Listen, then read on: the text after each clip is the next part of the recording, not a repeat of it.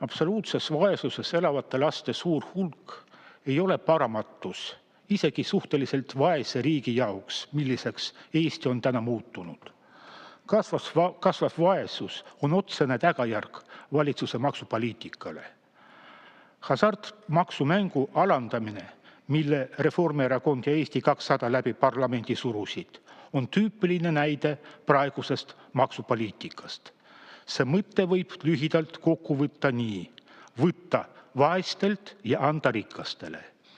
Eriti küüniline näeb kasiinode maksulangetus välja pärast seda, kui valitsus keeldus alandamast toiduainete maksu.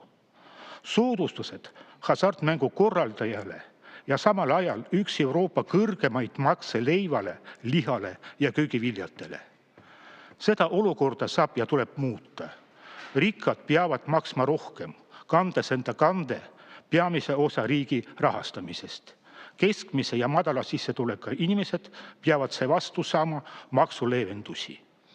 Selleks on olemas täiesti seaduslikud meetodid, mis ei ole kuidagi vastuolus turumajanduse põhimõttega. Ma ei tee ettepanekut ehitada sotsialismi, vaid üksnes maksukoormust mõnevõrra ümber jaotada vaestelt rikastele. Progressiivne tulumaks, mille puhul keskmise ja madalama sissetulekuga inimesed maksavad vähem ning kõrge sissetulekuga inimeste maksud suurenevad.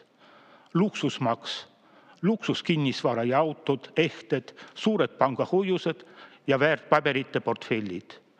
Madalam maks toiduainetele, ravimitele ja lastekaupadele.